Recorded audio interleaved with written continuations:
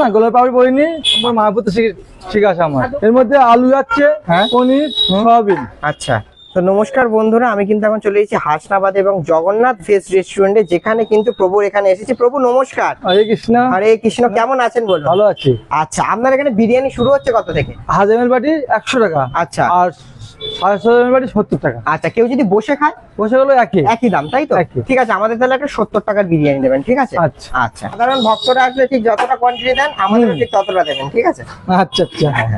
অনেকে আসলে বলে তো যে ভিডিও করলে সবাই বেশি বেশি দিচ্ছে, ওই জন্য। আপনাদের এখানে কি এরকম বাটি মেপে দেওয়ার সিস্টেম আছে? হ্যাঁ, সব জায়গায় মায়াপুরে এসে আমি যেখানে শিখেছি আচ্ছা, সেখানে বাটি মেপে আমার সব করতাম। আচ্ছা আচ্ছা, মানে আমরা অনেক জায়গায় দেখেছি যে খেলে প্লেটে ডাইরেক্ট তুলে দেয়, আপনি দেখুন বাটিতে তুলছেন তো।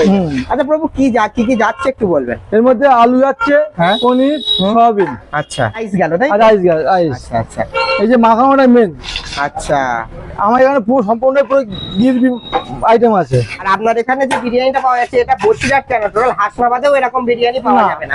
বিরিয়ানি না, বাহ, পুরো মায়াপুরের আইটেম এখানে বানানো হয়। আচ্ছা আচ্ছা, দারুণ ব্যাপার। কারণ মায়াপুর শিখে আসা আমার, কারণ একজন মহান ব্যক্তি আছে তার কাছে আমার শিখা। আচ্ছা আচ্ছা, আপনার তাহলে বিরিয়ানিটা দিন, আমরা টেস্ট করি। আচ্ছা, এই বিরিয়ানি চলে যাচ্ছে প্রভু, এতে তো গোলাপের পাপড়িও ভর্তি।